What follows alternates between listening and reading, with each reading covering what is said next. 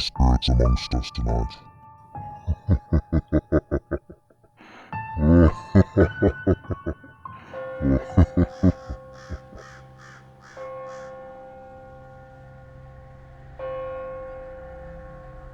I used to think Ouija boards were a load of shit.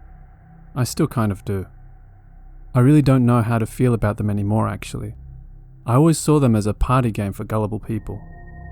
So when my friend Joe told me that he had one, I just laughed it off. I'd only known Joe for about a year or so, meeting through mutual friends. He lived in a small apartment with his girlfriend Lisa and their dog Vincent. At the time I was only 18. Joe was like 23 and Lisa was 20. For a period of time I used to go over to their place every weekend after work because Joe bought me alcohol. So one night we were hanging out and Joe starts talking about some weird encounters he had growing up and how he attracted spirits his whole life or some garbage. I smiled and nodded to be polite while he went off on paranormal tangents and talking about shadow people following him. He then goes into his room and pulls out a Ouija board, but not the one you get at a store made by a toy company. It was made of real wood and hand carved. It was actually pretty nice. He said he had gotten it as a birthday gift from his parents years ago because he was obsessed with the paranormal. I didn't inquire as to where or who made it, but it looked handmade. While I sat there laughing and joking about it, Lisa chimes in and says, "Joe, tell him about the other night." Joe proceeds to tell me how him and Lisa allegedly spoke to a demon using it, and the demon claimed his name was Beelzebub. Me being a big metalhead at the time, he got my attention. "Let's do it. Let's try and talk to this demon," I said, half joking. Joe asked if I was sure I wanted to try it, and I agreed. So we went into his room. We turned off all the lights in his apartment. Lisa lit candles all around the room, and we sat on the floor. I was nervous, but I was having fun watching Lisa and Joe's pageantry. It was spooky. I looked over at Joe, and he seemed unsettled. I asked what was wrong, and he said he wasn't feeling right. He didn't like the doors open, displaying the darker areas of the apartment. Him and I got up and closed every door in the place, every room and every closet door. We sat back on the floor and Vincent, the pup, laid on the bed. And we began. I forgot to add, this is very important. Before we started, I told Joe that I was skeptical of someone using their fingers to push the planchette around. So we all agreed just to use the back of our fingernails to touch it. Imagine just slightly bending your finger and placing the surface of your nail on the top, and that's what we did. That way, even if you added pressure, your finger just slipped around on the planchette and didn't actually move it. We also made a rule. If the planchette moves, everyone has to lightly scratch the planchette with their nail to prove that none of us were moving it. What it looked similar to is placing your two fingers on a table and acting like they're legs, and running in place. Hope that helps you get the picture. No one was able to move it on their own this way. We tried several times to ask if there were spirits with us. Nothing. For about 20 minutes, nothing. Then I told Joe I wanted to ask for someone in particular. "Is John Smith here with us? Can John Smith talk to me?" John Smith was the name of one of my best friend's dad, who was killed in a car crash while driving home from a fishing trip. Then, it moved. And it was fucking insane. It felt like a great force just came to life in the planchette, like it had a mind of its own. None of that gliding around the board crap you see in movies. This thing felt like we were holding onto a person's hand who was tugging and pulling. It was strong but articulate movement, and it spelt out H-E-L-L-O. I asked him if he was John, and it spelt Y-E-S. I asked him to prove it, and it spelt out the name of my best friend. I asked him where he was when he passed, and he spelt L-A-K-E. I had chills down my spine. What I thought was going to be fun turned into emotional and scary. Joe and Lisa knew nothing about John Smith. I never mentioned him or brought up anything about the circumstances with them, so they could not have known. I started to grow very unsettled. I told Joe and Lisa I didn't want to talk with John anymore. so they told me to push the planchette to goodbye or whatever it was. I called it a night after that, but I wanted more. Next night I was back, same routine. Joe and Lisa set up the room. Joe closed all the doors, Vincent on the bed. Lisa said she wanted to talk to her grandma, so we did the process. Same incident for her as me. Memory is kind of fuzzy, but it spelt out, I love you. And also spelt out some sort of inside joke she used to share with her grandma. Lisa was in tears.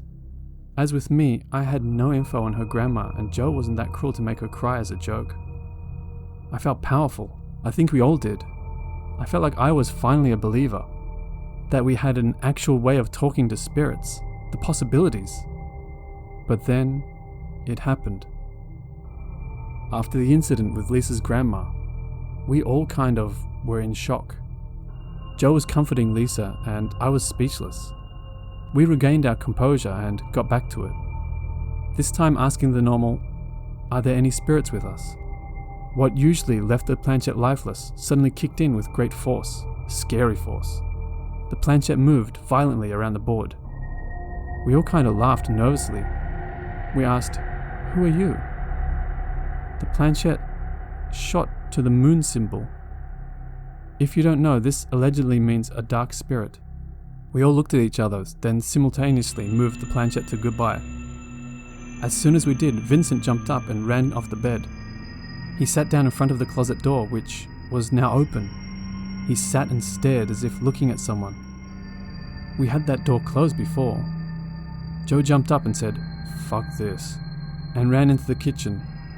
Lisa and I followed. Joe about nearly had a panic attack. He rushed to turn on all the lights. I've never seen Joe panic like that. We were all pretty scared. We don't know what happened, but we had that door closed for sure. After some talking and calming each other down, I left. I didn't sleep that night. I had never seen anything like that. After that night, I felt like I was being followed constantly. For almost a year, I slept with the lights on. That year ended up being one of the worst years of my life. I fell into a depression and was paranoid. I couldn't shake the feeling that something was always watching me. I continued to go to Joe and Lisa's place occasionally, but we never touched the board again. We ended up having a falling out some months later over unrelated drama, and never communicated after that. Like I said, that year was horrible for me. I started drinking a lot and tried to get over the feeling. I always felt like my energy level was sapped, like the air was heavy and I struggled to find joy. The depression was real. Then the experience hit a peak. I was sleeping one night and woke up in a panic. I couldn't breathe. I felt like someone was literally sitting on my chest. I gasped for air. Suddenly I felt what felt like someone grabbing my feet and trying to pull me off my bed. I instantly went into a struggle, trying to kick as hard as I could. Then all at once, it stopped. I was horrified. Nobody was in my room. I lost even more sleep after that incident. I ended up finally getting a hold on my life. I started going to the gym instead of drinking, and wallowing in my pity. I started meditating instead of playing video games. After that year, it all went away. It was like I was free from that negative energy again. I've been fine ever since.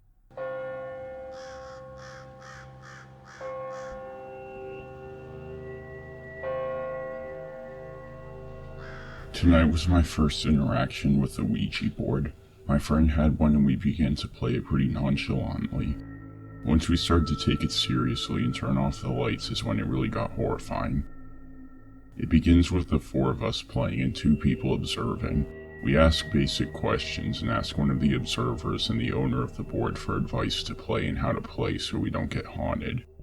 We begin to ask more scary questions. Were you killed? Yes, almost instantly. Are you a boy? Yes. Who are you? This one took some time. We finally got the name William Devon after countless bits of screaming, stop moving it, and other things. The other observer looks up William Devon after being suggested to by a player. We discover that William Devon Howell is a serial killer who is still alive. We start to lose our shit. Terrified, we asked more questions. We just got weird responses and numbers that turns out to mean something to us later on. And then someone asks, "Did William murder you?" A quick yes.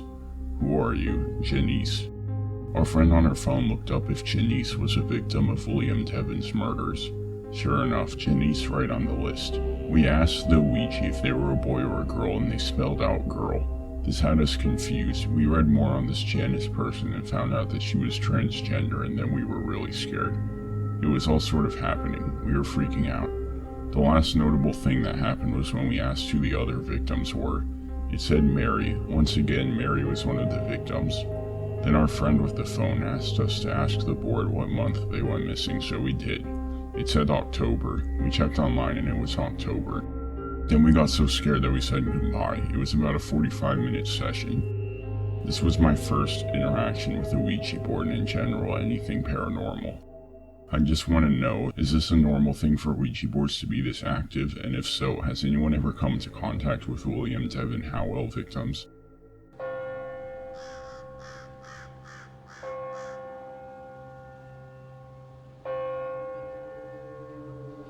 I've had a few bad experiences with the Ouija board in my time. I vowed I'd never do it again.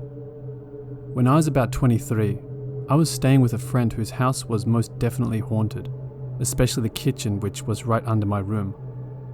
I heard all sorts of noises coming from down there at night, when I knew she was asleep and her 3-year-old was in the room next to mine with a baby gate on it.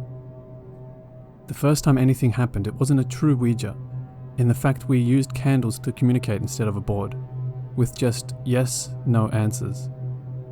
There was just me and my friend.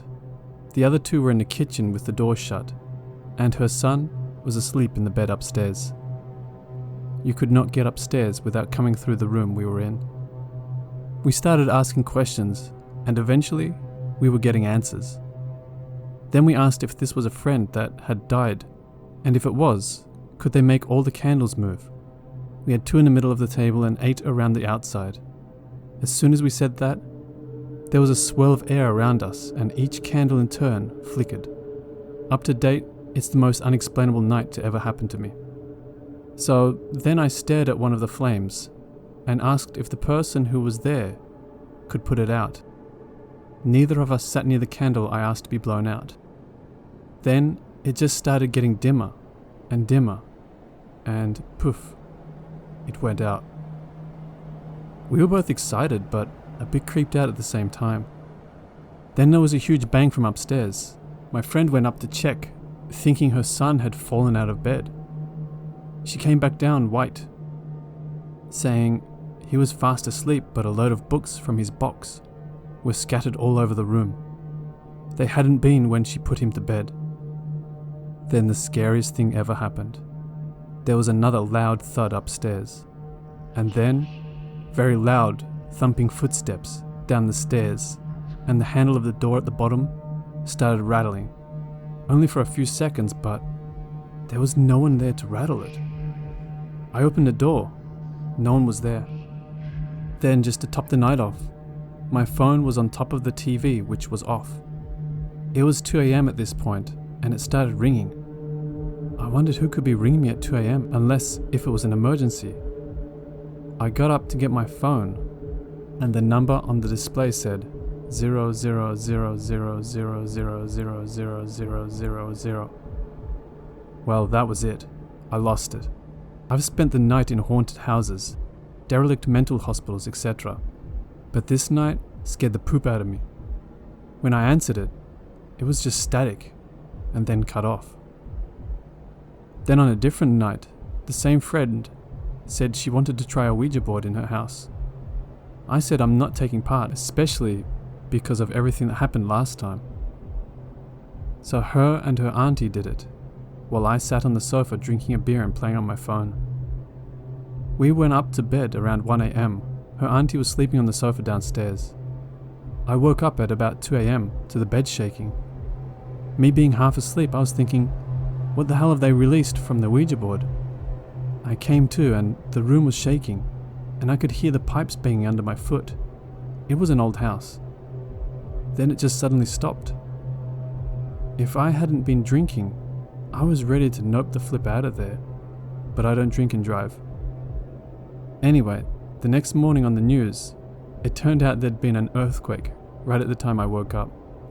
I've never been so glad for a normal explanation for something. That one's a bit more lighthearted, but still flippin' scary at the time.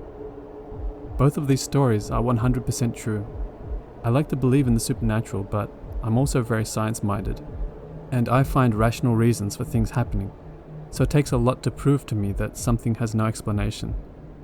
That first night was one of those times, and 13 years later, I still can't explain it.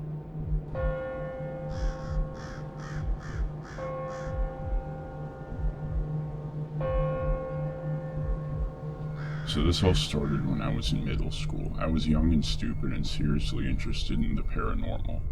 I grew up in a religious home and I still am religious. I have no explanation for what happened to me. I started experimenting with the paranormal with my friends. We thought it would be really cool to use a Ouija board. At first, nothing seemed to happen, but then the board started to move. We asked all the normal stupid questions like who's there or is anyone here. It moved really slow and steady. I was sure my friend was messing with me. I got spooked and we threw out the board, but that isn't where it ends. Moving forward, I started having really weird nightmares. I would constantly wake up at 3 a.m. or not be able to sleep at all. I was basically a zombie throughout my day. There was one time when I was home alone on FaceTime when I heard my mom yell my name. I yelled back and I didn't get a response. My friend then reminded me that I was home alone. I immediately checked my whole house and no one was there. She heard the voice though too, so it couldn't be explained. I continued hearing voices and knocks and was still unable to sleep. There was one time where I was in my room doing homework and someone pulled my hair so hard my head yanked down. I got so spooked I ran to my dad and told him what happened. He obviously didn't really believe me. My brother started noticing weird things too, and that's when I got really uncomfortable. He and I were in my room and I went to the bathroom. When I came out, his face was stone white. He claimed he saw a little girl run past my bedroom door. Couldn't have been me because I used the bathroom connected to my room. We don't have any other siblings. Another time I was on FaceTime again with a separate friend and I had my phone out in front of me while I walked into my bathroom. My friend called out, "What is that behind you?" And as soon as she said that, the lights shut off. I sprinted to my brother's room and of course nobody believed me again. The icing on the cake though was when I was asleep one night and I woke up suddenly. It was 3 a.m. and I was completely paralyzed with fear. I couldn't move. All I could see was a hooded figure in all black staring at me in the corner of my room. Except it didn't have any eyes, I just knew it was looking at me. It started floating towards me and then pressed all of its weight on my chest. I couldn't talk or move. After silently crying for what felt like forever, I finally croaked out the word Jesus and it fled the room through my door. After that incident, I told my mom everything about the Ouija board and the experiences and she finally believed me. She could see how scared I truly was and knew I wasn't lying. She immediately got to work and blessed me in the house. I haven't had anything that terrifying happen to me since and I no longer live in that home.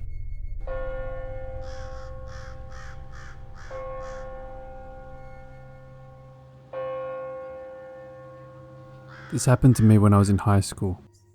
I was at my friend's house at the time who lived in an apartment building. She had a neighbor who lived upstairs and was a few years younger than us, who we hung out with when I visited my friend's apartment. On this specific day, my friend's neighbor mentioned that she had a Ouija board and asked if we wanted to use it with her. We both agreed as I personally didn't think Ouija boards were anything paranormal and thought it was just a myth. We went into a garage area of the apartment building and put our fingers on the planchette. For the first few hours, nothing really eventful happened. Eventually, we had movement on the planchette and started asking questions to this spirit who would answer us. I forget who, but someone asked if the spirit was trying to communicate with any of us. Interestingly enough, it spelled out my name. I was skeptical and thought it was one of my friends messing with me. So I asked what its name was. It then spelled out my grandmother's name, who died 6 months before this Ouija board encounter. I started getting a little uncomfortable, as my grandmother's name is in another language and my friends did not know this language. Nor have I ever told them what her name was. They wouldn't even know how to spell it either. Weirded out, I asked what my grandmother wanted. She started spelling out U-R-G-R, and then the planchette started going in weird circles and even going off the board, and was not spelling out anything that made sense. So I asked for further clarification, and then it just said, "You are great." This will be important later, so keep this in mind. Anyway, I just thought it was just us moving it weirdly, and then said goodbye. A few days later, my grandmother's husband, my grandfather, suddenly passed away. It was unexpected, as he was in great health and was right before Christmas, and he was so excited about Christmas. As I was at his funeral, I remember sitting there and thinking about the Ouija board, and then it hit me. When the Ouija board said that my grandmother initially tried to spell out something that started with GR, I realized that grandfather starts with GR. But then the planchette moved around weirdly when my grandmother couldn't spell out the rest of the word, as if something was stopping my grandmother from completing the word and warning me. The next few months was hell. I started blaming myself and was convinced that I somehow contributed to my grandfather's death by using this board. It got to the point that I became suicidal, and the scary part is, my thoughts felt as if they weren't my own. It felt as if something was trying to lead me to taking my life, as they were very dark. I can't explain it, as it might have been guilt, but I felt like something was watching me all of the time, and I felt a strange presence in the next few months after using the board. There's also the fact that the night of when I used the Ouija board, I was in the bathroom and was underneath some lights. I had a strange feeling and felt that I needed to walk away. Right when I did, the lights shattered and would have injured me if I was standing underneath. I eventually confessed to my mother about the Ouija board experience, and right when I did, I felt a giant weight off my shoulders. The negative and dark thoughts were slowly disappearing, and I started to not feel the dark presence anymore when I overcame these thoughts. However, I was still wondering if the spirit I contacted to was even my grandmother. I also wonder if I was imagining this dark presence and the dark thoughts I had. Fast forward, I was at an overnight event at my school, and another friend bought a Ouija board. I decided to use it one more time with his friend, just to find out some answers. At one point, the Ouija board said it was trying to contact me specifically. When I asked who it was, it then started spelling out D-E-V. We started panicking, but then it spelled out a word that I forgot. I dismissed it and thought it was nothing, but my friends decided to look up the word. A few weeks later, she told me that the word meant devil in another language. It was then it was confirmed to me that it might not have been my grandmother who was contacting me for the first time. There's also the fact that there may have been something that was trying to get me and did not have good intentions. To this day, I'm convinced that the spirit only tried to warn me about my grandfather, so that when he passed, I would have to feel guilty. By feeling guilty, I was more vulnerable to the spirit's influences, to the point that I would almost take my life. I do not know if this actually happened, but it's the only logical explanation I have.